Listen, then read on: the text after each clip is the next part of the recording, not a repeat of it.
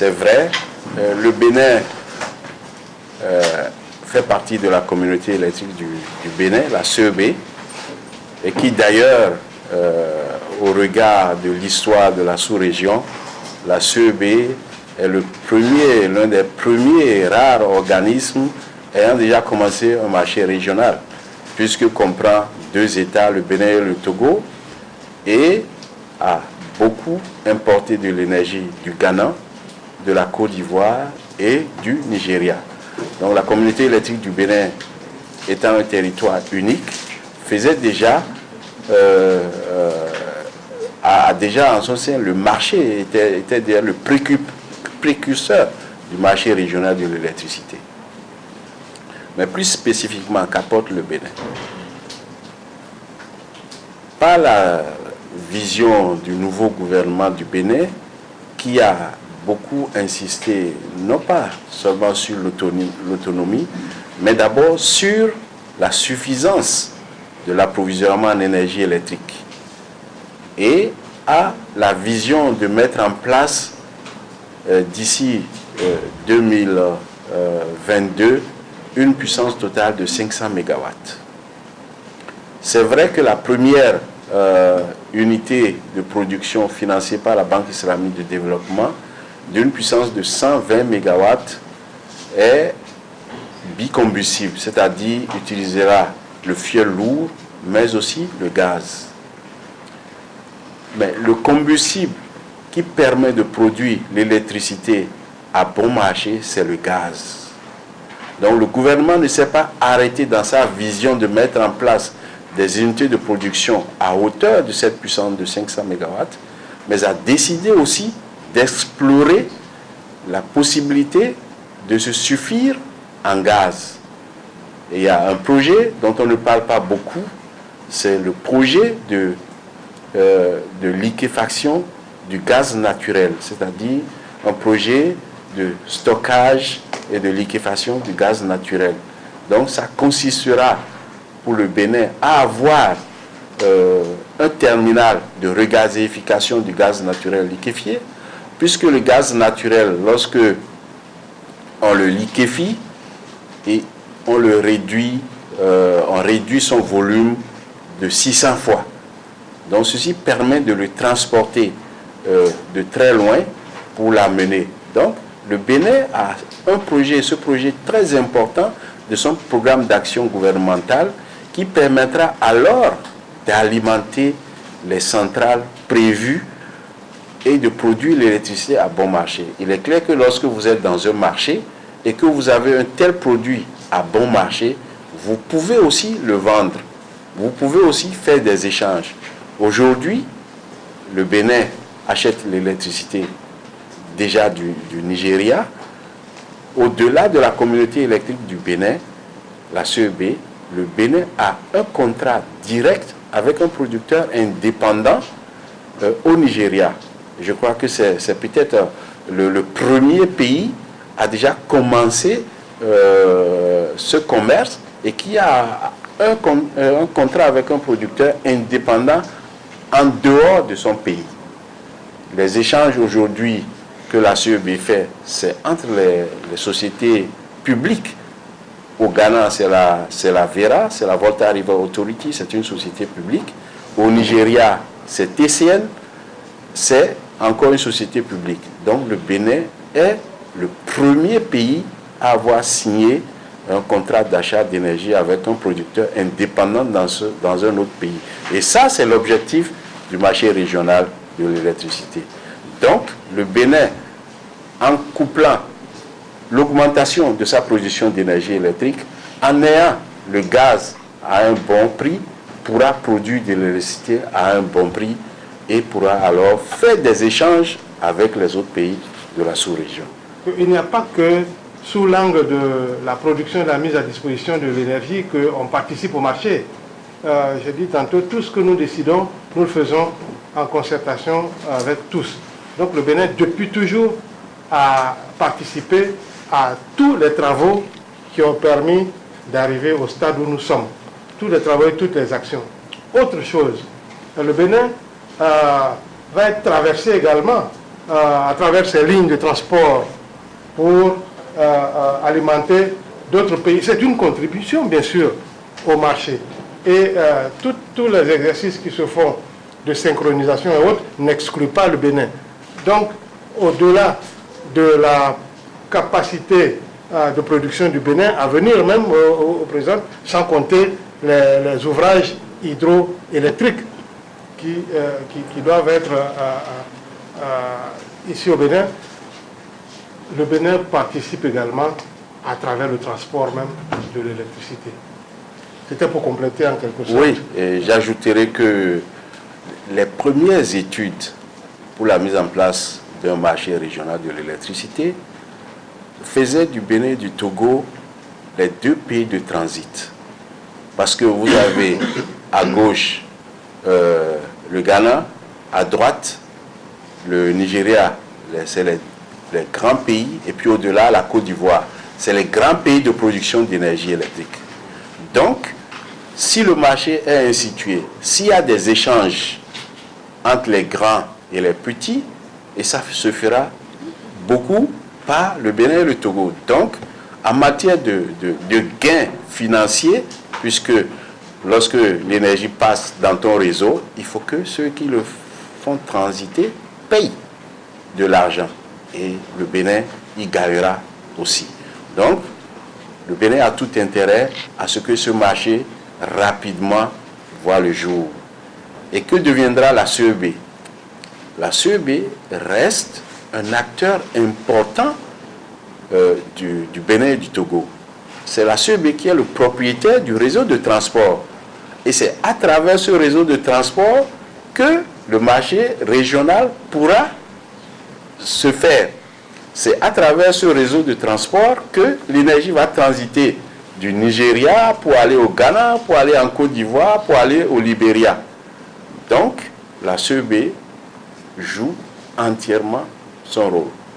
Peut-être qu'il va y avoir une évolution de la CEB pour en faire un réel gestionnaire du réseau de transport.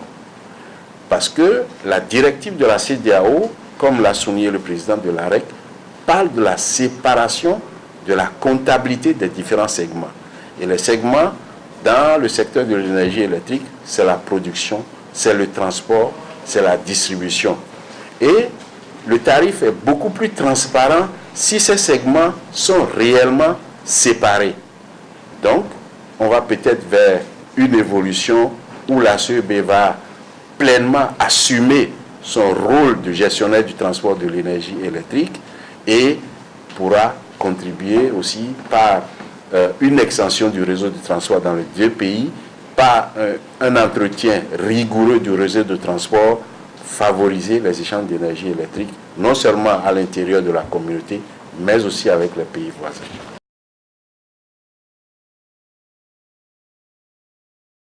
C'est une question fondamentale. Et je ne veux pas beaucoup m'avancer déjà. Je veux juste dire que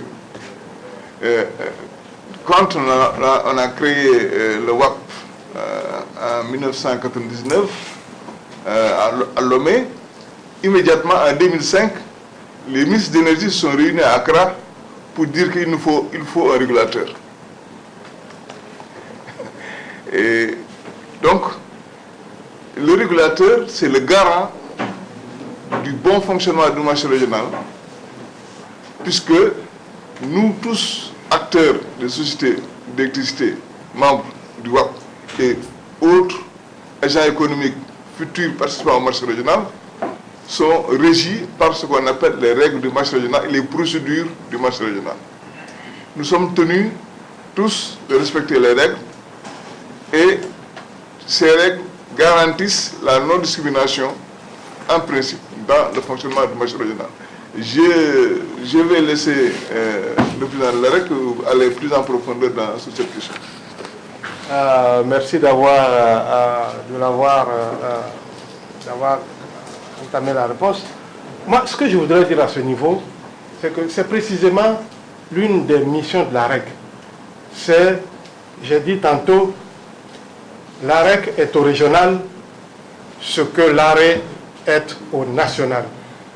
Et ce rôle, les dispositions qui sont prises pour qu'il n'y ait pas de discrimination dans l'accès au marché et l'accès aux services même énergétiques, et que l'accès aux services énergétiques soit réalisé à moindre coût, c'est tout le travail, tout le sens de l'existence d'un régulateur, qu'il s'agisse d'un régulateur national ou d'un régulateur régional. C'est pour ça que je vous ai dit que tout à l'heure que la gestion que nous allons faire du marché régional se fera dans une synergie parfaite entre les régulateurs nationaux et les régulateurs régionaux et le régulateur régional.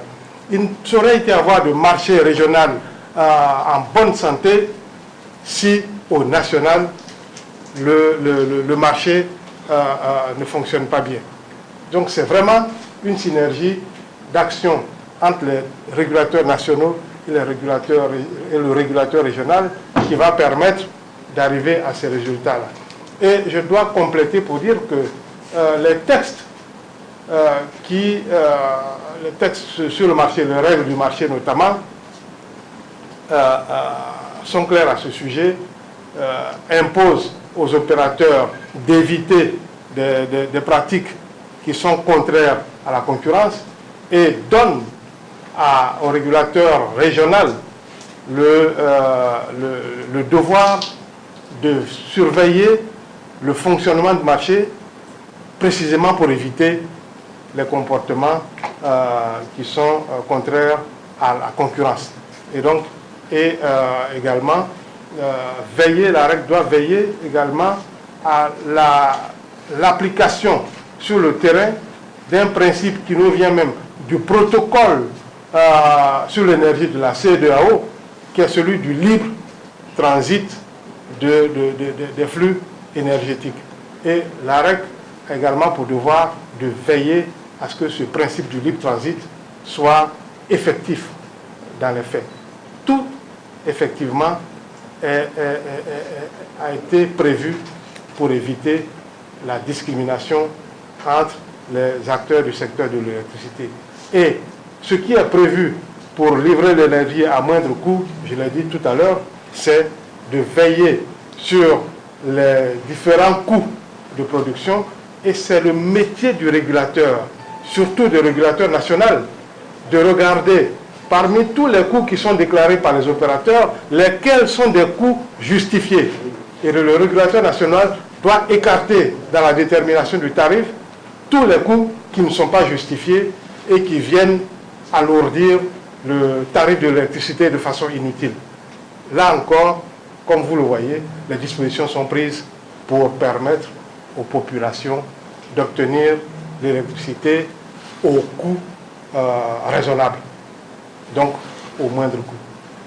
Il faut que chacun sache que dans 2 ans au maximum, on pourrait obtenir de l'énergie électrique d'un point quelconque de notre zone CEDEAO vers un autre point de notre zone CEDEAO. Et que sur le marché, lorsque les offres seront faites, parce qu'il va y avoir des offres, moi j'ai de l'énergie à vendre, je vends à tel prix.